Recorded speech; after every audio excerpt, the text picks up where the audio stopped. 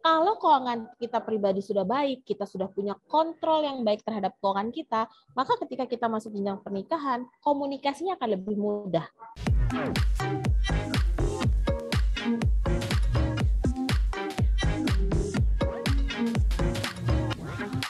Halo, balik lagi di segmen Money and Love Relationship bersama saya Andi Shalini. Nah, hari ini kita akan ngobrol-ngobrol nih yang pasti sangat relate banget ya sama Sobat Cuan. Kali ini kita akan bahas soal literasi keuangan bagi calon pengantin. Nah, udah pada tahu nih apa aja sih yang harus dipertimbangkan nih. Langsung saja kita ngobrol-ngobrol sama Mbak Kikau nih. Halo Mbak Kikau, apa kabar? Baik, apa kabar Sasha? Alhamdulillah baik. Nah, Mbak Kikau, faktor keuangan ini kan menjadi salah satu pemicu perselisihan nih yang aku dengar-dengar ya, hingga perceraian rumah tangga. Nah, melihat hal ini artinya ada yang salah dong terhadap pemahaman dari aspek finansial dalam berumah tangga. Nah, Anda melihatnya seperti apa nih?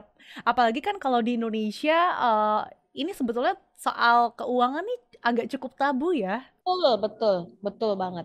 Jadi terima kasih ya Sasha pertanyaannya ya. Ini gong banget sih sebenarnya untuk memulai percakapan gitu ya, langsung ngomongin perceraian gitu kan rasanya Aduh. nggak enak banget.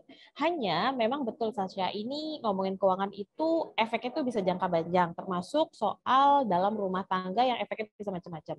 Nah, kalau menurut saya sebenarnya ada banyak faktor sebenarnya ya, bukan hanya kesalahpahaman sih. Kadang-kadang sudah paham tapi seiring perjalanan ternyata ada yang secara tindakan jadi kurang baik gitu ya. Tapi intinya adalah sebenarnya di soal pembagian peran satu ya, yang kalau berumah tangga tuh berarti ada yang laki-laki dan perempuan gitu ya. Berarti pembagian peran yang mungkin tidak imbang gitu ya. Malah kalau aku dengar nih Sa, dari hasil risetnya gitu ya di Kementerian Agama, itu faktor keuangan banyak yang disebabkan karena laki-laki ternyata banyak yang tidak menjadi breadwinner gitu. Banyak yang justru kepala rumah tangganya adalah perempuan gitu ya.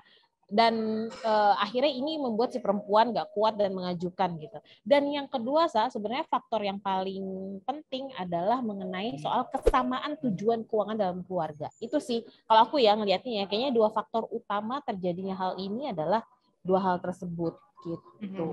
Apalagi kalau di Indonesia kan sebetulnya pernikahan itu bukan soal pasangan aja ya, tapi sama keluarga juga. Nah, Betul ini sekali. sebelum misalkan memulai ke jenjang yang lebih serius, sebetulnya aspek-aspek apa aja sih Mbak yang perlu nih kita sama-sama pahami gitu? Misalkan dari segi pos-pos keuangan atau seperti apa sih? Oke, jadi kalau misalnya yang sudah berencana menikah gitu ya, atau sudah akan segera memasuki gerbang pernikahan, maka yang perlu diperhatikan adalah satu, soal peran masing-masing orang ini seperti apa. Itu sih yang paling penting. Karena kan ketika gini loh, ketika kita nikah nih, misalnya Sasha sama calon suami, kan dididiknya beda, ya nggak sih? Sasha Iya. dididik sama orang tua secara keuangan itu A, mungkin calon suami itu B gitu ya, dan nggak kenal dari dulu, terus tiba-tiba jadi satu rumah, tiba-tiba ngomongin keuangan, tiba-tiba keuangannya dilebur jadi satu, ya nggak sih?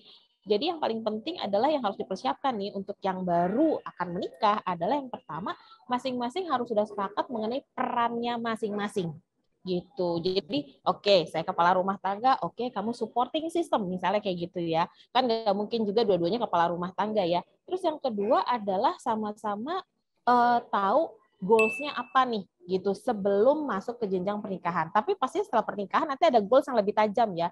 Tapi sebelum masuk ke jenjang pernikahan pun udah tahu nih goals-nya apa nih masing-masing juga secara keuangan. Dan yang ketiga adalah yang perlu disiapkan, masing-masing juga harus tahu bukan hanya soal aset dari pasangannya ya. Kalau soal aset mah orang senang-senang aja ya kalau pasangannya asetnya banyak gitu ya.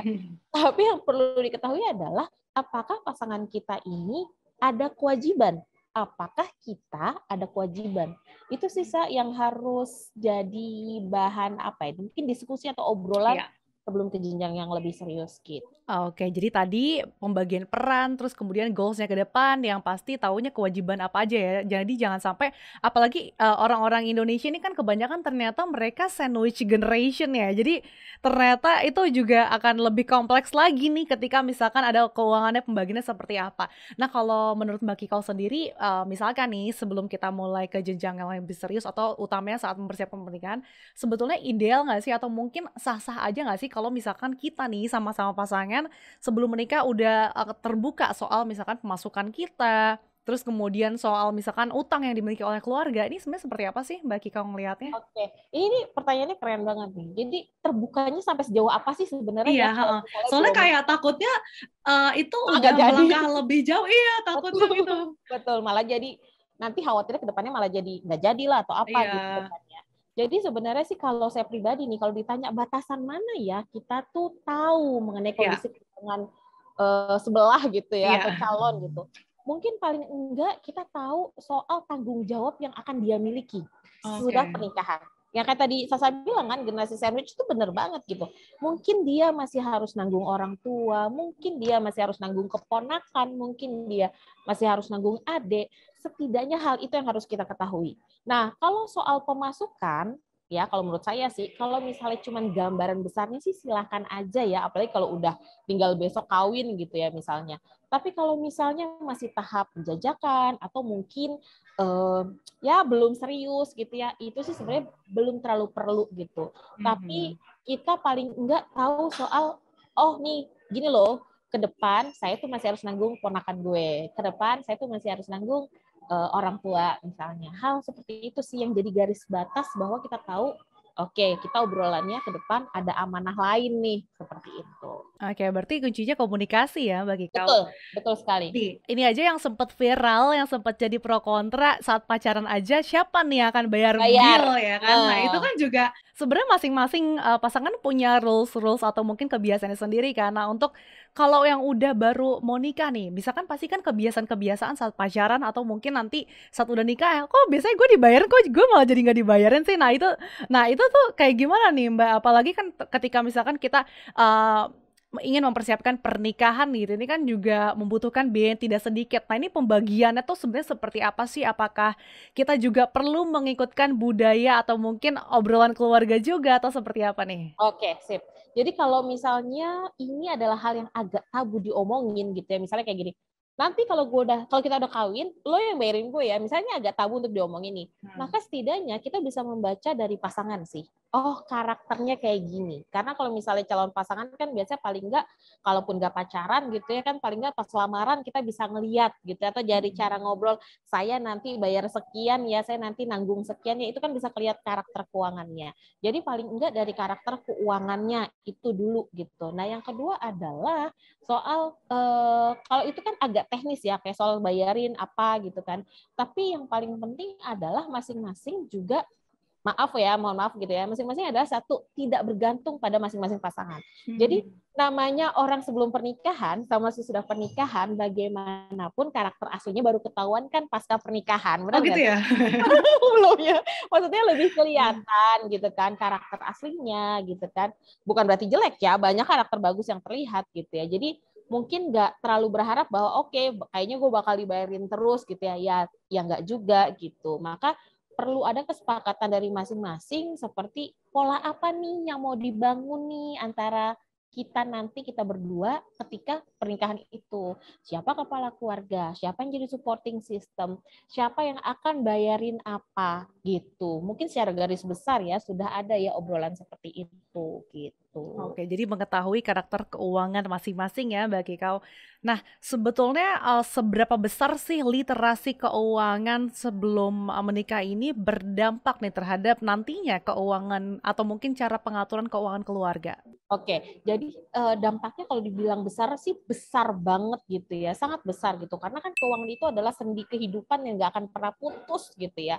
Jadi kalau misalnya sebuah keluarga sebelum pernikahan belum punya literasi keuangan, ketika menjalani pernikahan mungkin akan lebih menantang gitu. Namun kabar baiknya adalah sebenarnya literasi keuangan itu adalah hal yang harus terjadi sampai kematian menjemput. Benar nggak? Karena kan soal dunia keuangan ini berubah terus ya. Setiap hari tuh selalu ada produk baru, selalu ada ilmu baru gitu ya. Jadi paling tidak masing-masing orang yang akan menikah itu punya keinginan untuk belajar dan memperbaiki diri mengenai keuangan. Itu dulu. Jangan sampai kayak, oh gue harus pintar dulu nih baru gue kawin gitu ya. Atau gue harus kaya dulu nih baru gue kawin. Nggak harus kayak gitu. Karena toh nanti sepanjang jalan masih ada proses yang harus dilewati gitu. Tapi masing-masing harus sepakat bahwa oke, kita nanti harus tetap belajar mengenai keuangan ini dan mau berubah. Oke, jadi belajar soal literasi keuangan saat pernikahan ini nggak ada habisnya ya sebetulnya. Betul, betul, betul. Oke, nah kalau misalkan ngomong-ngomong soal pernikahan gitu, ini yang masih menjadi pertanyaan di masyarakat dan yang pasti jadi pro kontra. Sebetulnya kalau masalah keuangan ini mendingan istri yang pegang atau suami nih, Mbak Kikau? Oke, oke. Mendingan laki-laki atau perempuan gitu ya. Nah, ini saya sih balikinnya selalu ke karakter. Normalnya perempuan yang pegang, benar nggak? Karena apa? Karena perempuan itu kan dianggap lebih teliti, lebih nyatet, lebih perintil-perintil diurusin ya, berpikirnya sangat mikro gitu kan. Sementara kalau laki-laki kan relatif lebih makro. Nah, tapi lagi-lagi kalau dalam keluarga itu disepakati bahwa misalnya yang lebih rajin adalah si laki-laki, lebih suka mencatat, lebih detail orangnya. Saya sih lebih setuju yang si laki-laki gitu ya. Jadi kalau perempuan atau laki-laki terserah siapa, tapi yang paling penting adalah dia yang punya punya ketelitian dalam melihat arah gitu. Karena gini, kalau pengantin baru ya, terutama yang di bawah 5 tahun, pada dasarnya yang dibutuhkan adalah untuk membentuk pola ya teman-teman ya. Itu yang paling penting sebenarnya, ngebentuk pola keuangan. Lagi-lagi tiap keluarga berbeda-beda, tapi yang paling penting adalah untuk melihat polanya nih. Misal pengantin baru, siapa yang lebih boros ya? Si laki-laki atau perempuan? Kan kita nggak bisa judgement tuh kalau misalnya nggak ada catatan keuangan, benar nggak? Kan kita nggak bisa nuduh yang lakinya yang boros atau yang perempuan yang boros kan, kalau nggak ada catatan keuangan. Jadi kalau misalnya siapa menteri keuangannya, itu memang bukan soal siapa yang boros, siapa yang tidak, tapi siapa yang bisa dia lebih lihat pola, dia bisa lebih mencatat, dia bisa lebih detail gitu. Gitu sih Sasha. Oke, jadi yang bisa kira-kira detail nih soal pengeluaran dan juga pemasukannya seperti apa. Oke, itu balik lagi ya disepakatnya mungkin dari segi proporsinya juga mungkin nanti balik lagi kesepakatan keluarganya ya. Nah, kalau sebelum memasuki jenjang pernikahan, kan pasti yang bikin pusing tujuh keliling adalah persiapan pernikahan nih Mbak Kikau. Benar. Nah, untuk bagi yang udah sedang menjalankan atau persiapan nih sebetulnya apa saja sih pos-pos yang perlu diperhatikan gitu, terutama tadi balik lagi ke kata ke Mbak Kikau, pembagiannya ini seperti apa pos-posnya? Oke, kalau misalnya sebelum nikah berarti biaya ketika resepsi gitu ya maksudnya. Iya. Oke, kalau biaya resepsi ini sebenarnya kalau misalnya kita ngomongin zaman now ya, zaman masa pandemi gitu kan. Sebenarnya kan relatif lebih mungkin kalau bahasanya itu lebih bisa ditekan dibandingin sebelum pandemi kemarin ya gitu kan. Sekarang banyak yang ngadainnya online gitu dan lain sebagainya. Nah, kalau pembagiannya seperti apa? Lagi-lagi ini memang tergantung pada masing-masing keluarga dan tergantung pada budaya. Benar nggak? Kalau di Indonesia kan ada yang budayanya yang perempuan, ada yang budayanya yang laki-laki gitu kan yang megang semuanya. Nah, kalau pos-posnya seperti standarnya sih kalau yang paling besar tuh biasanya adalah standar kayak makan gitu ya. Itu yang paling besar. Tapi kalau sekarang mungkin lebih pada standar venue kali ya. Karena kan kalau misalnya undangan udah lain-lain itu udah lebih sedikit lah gitu ya dibandingin. Tapi kan kemegahannya, sinyalnya dan lain-lainnya itu yang lebih diutamakan. Nah, apapun posnya itu teman-teman, pembagiannya seperti apa, kalau itu kembali ke masing-masing orang. Plus sama teman-teman, mungkin saya mau kasih notes adalah di Indonesia itu mungkin salah satu bersyukurnya adalah ini banyak yang ditanggung keluarga. Benar nggak? Iya, Masih ayah ibunya. Iya, yang acara orang tua sih kalau betul, katanya. betul banget. Ini acara orang tua. Nah, kadang-kadang ada anak yang aku nggak mau, aku maunya mandiri gitu ya. Iya. Nah, itu bagus gitu, itu bagus. Tapi kalau misalnya ya bisa untuk yang sudah biarin aja orang tua yang menanggung, itu pun nggak apa-apa teman-teman sekalian. Ada teman-teman yang ngerasa bersalah ketika ini harusnya aku yang nanggung sendiri gitu.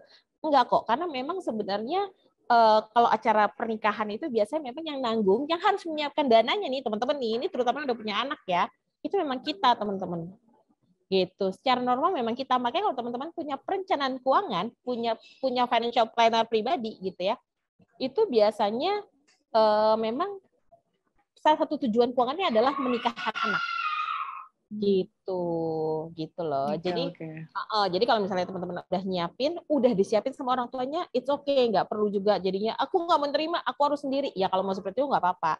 Tapi kalau misalnya orang tuanya nawarin ya rezeki aja sih, duitnya pakai aja buat nanti pasca pernikahan kayak gitu. Apalagi kan pengen nunjukin kalau bisa kok nih mandiri pakai duit sendiri kan. Sekarang banyak kan kayak gitu. Banyak kan seperti itu. Iya, tadi kan Mbak Kiko bilang nih kalau biasanya pernikahan di bawah 5 tahun biasanya masih nyari-nyari pola nih. Nah, tapi gimana kalau misalkan ternyata kan sebelum mempersiapkan pernikahan harus tahu juga nih karakter keuangan pasangan masing-masing. Tapi kalau misalkan ketika pas udah nikah ternyata zonk nih, ternyata kayak kok beda deh. Dulu dia kayaknya apa ya, maksudnya kalau mau beli apa-apa tuh gampang, tapi kok Ya. udah nikah nih jadinya malah apa-apa tuh semuanya dihemat. Jadi susah gitu kan. Ini tuh banyak banget tuh kayak gitu. Nah ini Ya, gimana nih betul. bagi kau? Oke, sip. Jadi kalau misalnya terjadi seperti itu ya, tiba-tiba kok berbeda 180 derajat ya, maka yang sering sekali aku sarankan adalah ya sudah, kita sebagai let's say gitu, misalnya pasangan kita yang kayak gitu ya, kita perempuan yang sadar bahwa kok apa-apa sekarang jadi dipersulit, apa-apa jadi harus izin dulu misalnya gitu. Ya sudah, kita pakai perencanaan keuangan versi kita aja gitu. Jadi jangan sampai nih misalnya kalau salah satu ternyata zonk gitu, terus akhirnya ya udah gue berantakan deh sekalian gitu. Jangan kayak gitu juga. Jadi ya udah, kalau memang satu pihak tidak bisa diajak kerja sama, kita yang sadar, kita yang memang tahu harus kayak gimana, ya udah kita yang jalanin sebagaimana mestinya gitu. Cuma kalau misalnya tadinya tidak pelit jadi pelit, tadinya tidak boros jadi boros, misalnya ya malah kebalik gitu ya. Maka hal yang paling perlu dipertanyakan pertama kali adalah sebenarnya kita tuh nikah tujuan keuangannya mau kemana? Itu dulu gitu. Oke, kita pelit. Oke, kamu pelit gitu misalnya. Tapi pelitnya tujuannya apa dulu nih? Gitu. Atau misalnya boros. Oke, kalau misalnya kamu boros terus, kita goals keuangannya gimana nih? Mau punya rumah, kapan rumahnya tercapai? Seperti itu sih, Sya. Jadi step pertama selalu balikin lagi ke goals keluarga ini mau apa sebenarnya.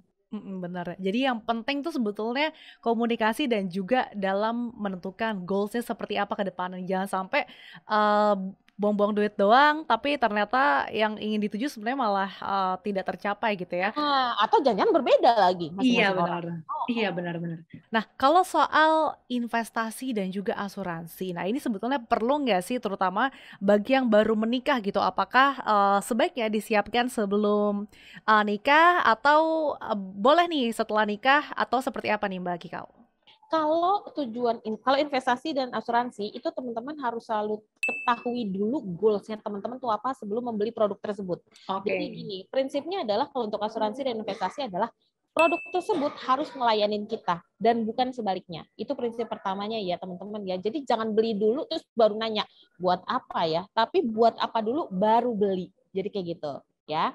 Nah, kalau misalnya kita punya sebuah investasi yang nanti sebelum menikah sudah kita simpan, lalu kita udah punya goals nih, oh nanti nih mau dipakai buat rumah gitu ya, atau buat pensiun, atau dana pendidikan anak. Banyak ya yang sekarang masih single tapi sudah mempersiapkan dana pendidikan anak gitu ya. Apakah itu boleh? Boleh aja, silahkan, nggak ada masalah gitu ya. Tapi lagi-lagi jangan juga nanti berharap situasi keuangannya akan berubah, karena gini banyak sekali keputusan keuangan kita itu yang kadang-kadang terutama perempuan sih ya, itu menunggu sampai nanti ketika sudah menikah. Itu banyak banget. Misalnya gini, aku pengen punya rumah tapi nanti deh paling suamiku bisa beliin. Aku kayak gitu. Aku pengen punya mobil, cewek nih misalnya pengen punya mobil. Nanti kali ya suamiku yang beliin. Jadi kadang-kadang kita menggantungkan goals kita pada mimpi orang lain. Sorry, bukan pada mimpi orang lain ya.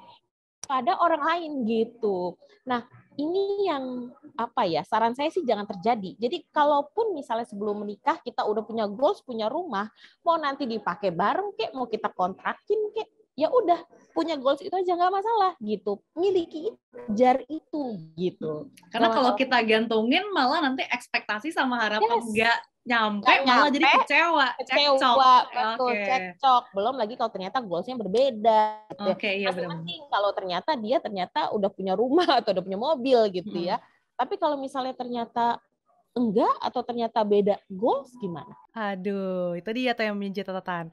Nah, terus yang menjadi pertanyaan banyak orang juga nih Mbak Kikau, sebetulnya lebih duluan investasi atau asuransi aja sih dulu? Oke, jadi kalau misalnya dalam struktur pengeluaran gitu ya, maka mana ya yang didahulukan? Maka yang didahulukan adalah investasi sih. Ya, kalau misalnya mau ngomongin mana yang investasi atau asuransi dulu nih, lebih besar bobotnya mana? Maka yang didahulukan adalah bobotnya investasi. Nah, asuransi bukan nggak penting, tapi disesuaikan dengan kemampuan dari keuangan tersebut gitu. Sementara investasi, aku tuh bilangnya investasi itu kayak titipan uang di masa depan dari kita di masa kini gitu ya. Oke. Kan kita Sebuah masa quotes. uang sebenarnya investasi itu sebuah titipan dari kita di masa kini untuk kita di masa depan gitu. Oke. Jadinya memang investasi itu sesuatu yang penting, apalagi kalau misalnya goals-nya adalah kayak dana pensiun, itu kan sesuatu yang mungkin belum kelihatan, tapi kalau udah masuk ke dana pensiun, wah itu kalau nggak punya duit ketika masa pensiun pusing banget gitu.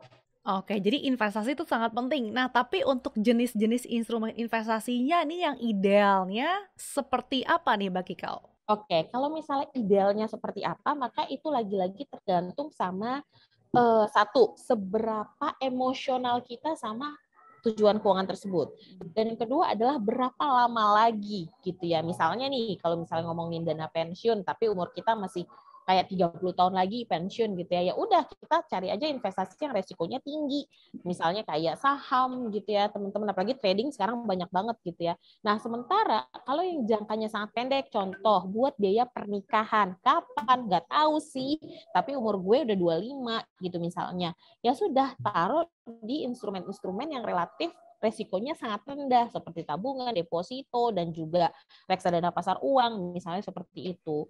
Jadi investasi itu memang harus disesuaikan dengan kapan nih kita mau mengambil keuntungan atau mengambil semua dari hasil investasi tersebut di masa kapan. Kalau masih terlalu jauh ya sudah kita masuk ke yang resikonya juga tinggi seperti itu. Oke, jadi visioner dalam hal keuangan nih sangat penting ya. Jangan sampai mau nikah tapi baru kelabakan nih nyari duitnya dari mana. Sebaiknya investasi sejak awal ya. Nah, untuk misalkan kayak teman-teman yang baru masuki umur 20-an tahun nih misalkan, meskipun balik lagi kalau umur nih sebenarnya bukan jadi patokan ya seseorang untuk melangkah menuju jenjang selanjutnya, tapi sebetulnya kira-kira investasi apa sih yang harus dipersiapkan nih sama teman-teman?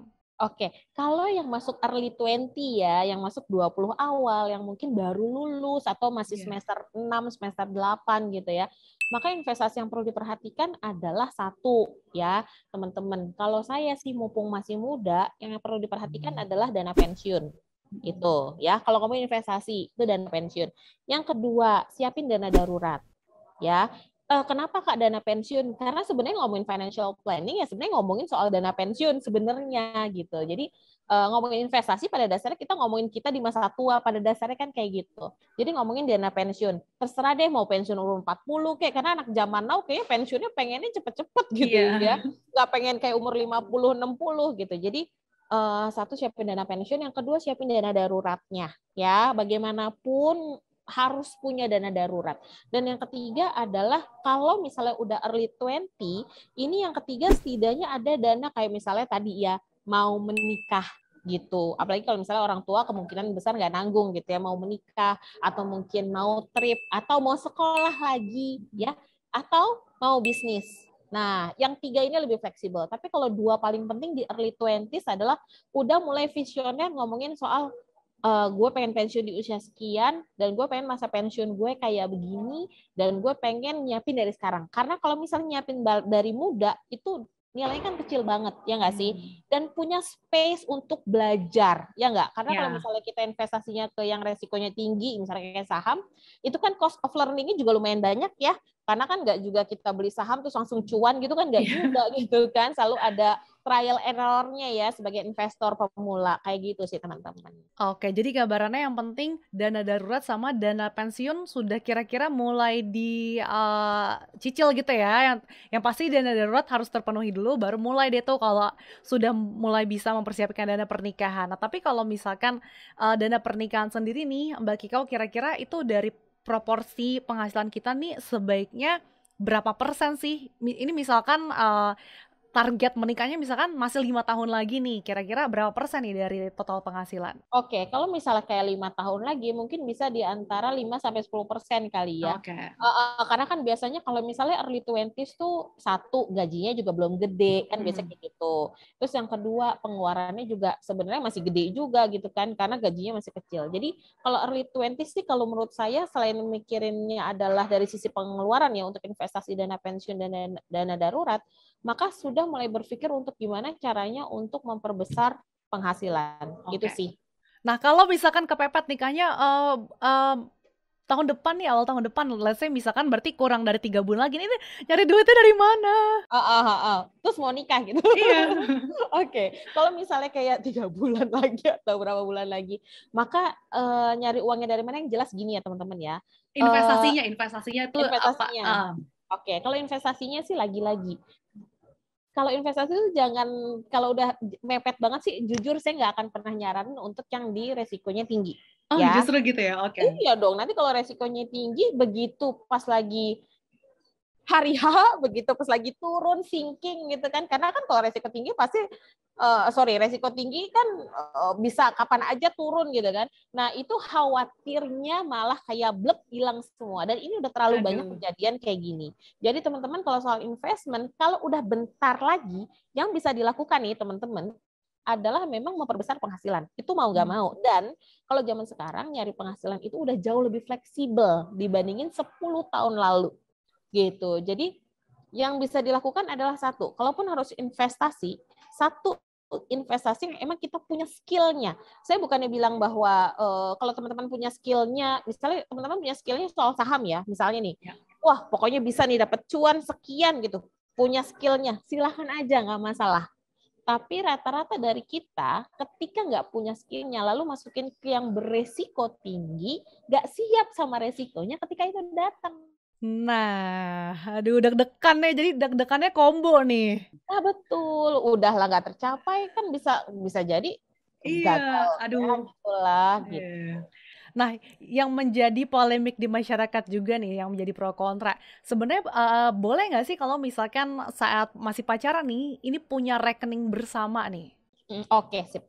Jadi kalau jujur ya, kalau dari pengalaman, bukan pengalaman pribadi ya, tapi pengalaman dari apa yang saya lihat di masyarakat gitu ya, saya sangat menyarankan teman-teman kalau untuk hal keuangan lebih baik semuanya nanti aja pasca pernikahan. Betul. Iya. Bukan kenapa-kenapa. Karena kalau misalnya belum nikah udah bisnis bareng, belum nikah udah satu akun, banyak ya udah bisnis bareng gitu ya. Kalau lancar sampai pernikahan, it's a good thing ya. Itu udah rezeki banget ya, alhamdulillah. Tapi kalau misalnya di tengah jalan ada konflik bisnis dan tidak bisa memisahkan antara bisnis dan asmara gitu ya, lalu pecah gitu aja gitu, biasanya endingnya nggak baik. Dan kalau udah ngomongin duit, itu kan sebenarnya saudara aja nggak kenal, apalagi kalau udah mantan gitu kan. Itu udah lebih banyak, lebih besar konfliknya. Jadi saran saya sih kalau mau ada penggabungan atau misalnya mau bisnis bareng, pun tetap ngotot gitu ya sebelum pernikahan, oke, nggak apa-apa. Tapi tolong jelas hitam di atas putih. Oke, itu yang perlu ya.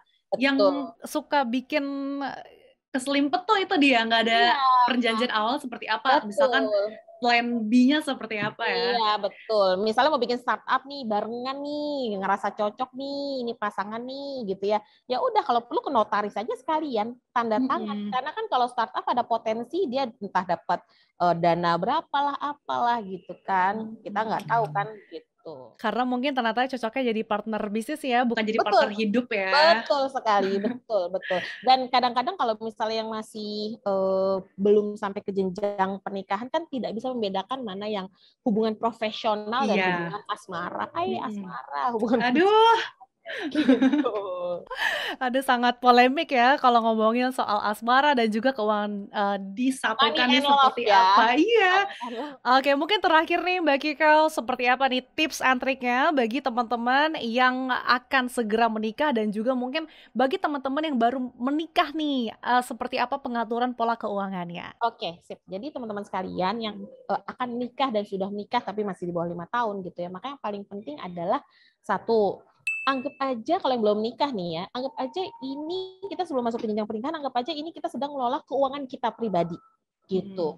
Kalau keuangan kita pribadi sudah baik, kita sudah punya kontrol yang baik terhadap keuangan kita, maka ketika kita masuk jenjang pernikahan, komunikasinya akan lebih mudah ya, itu dia. Nah, terus yang kedua nih teman-teman, pastikan bahwa teman-teman sekalian gitu ya, itu punya goals keuangan yang jelas. Ya, ini buat yang belum menikah juga dan juga yang sudah menikah. Nah, kalau yang belum menikah, kenapa punya goals keuangan yang jelas? Jadi ketika nanti akan menikah atau ketika entah malam kedua atau malam ketiga gitu ya, ngomongin soal visi dari keluarga ini, udah tahu. Oke, saya tuh punya mimpi begini loh, Mas. Saya tuh punya mimpi begini loh, Dek, gitu loh. Jadi harus punya goals yang jelas. Nah, kalau yang sudah menikah terus masih apa ya visi keuangan keluarga kita ya, ayo bikin, apalagi ini mau 2022 ya. Saya sih saranin banget nih keluarga-keluarga ini nih, terutama keluarga muda gitu ya, yuk bikin tujuan keuangan bersama. Silahkan masing-masing orang punya tujuan keuangan sendiri, silahkan, tapi punyalah 1-3 lah keuangan bersama. Apa contohnya? Mau punya rumah bareng, atau mau punya mobil bareng, atau dana pendidikan anak gitu kan, itu silahkan gitu. Nah, yang ketiga adalah yuk kita lihat pola pemasukan dan pengeluaran kita gitu. Karena kalau sebelum nikah, pola pemasukan dan pengeluaran kita tuh nggak jelas. Nanti ketika masuk dunia pernikahan, itu proses alignment-nya, sinkronisasinya antar pasangan tuh bisa jauh lebih menantang gitu ya. Wah. Iya, karena kan ya kalau misalnya kita serabutan gitu ya, ngasal ketika kita masih single gitu, nanti nih serabutan ketemu serabutan, nanti proses sinkronisasinya bisa lama banget loadingnya gitu kan. Jadi enak kalau misalnya sebelum kita udah tahu, oke, pola pengeluaran gue tuh kayak gini loh, saya harus ngasih orang tua saya sekian, saya harus biayain adik saya sekian, saya punya investasi rutin di reksadana 1 juta tiap bulan, kayak gitu tuh harus sudah tahu. Jadi enak ketika nanti masuk jenjang pernikahan, loadingnya berdua nih, sinkronisasinya ini bisa lebih cepat gitu. Tapi teman-teman yang sudah menikah dan belum pernah sinkronisasi, mulai aja dulu. Nggak apa-apa kok, salah itu nggak apa-apa. Masih mending kalian berantem keuangannya sekarang, dibandingkan mendem-mendem, berantemnya nanti. Iya. Oke. Benar. Apalagi masalah keuangan nih sensitif banget ya, Mbak Kikau. Tabu kan, kayak tadi saya bilang kan, tabu banget.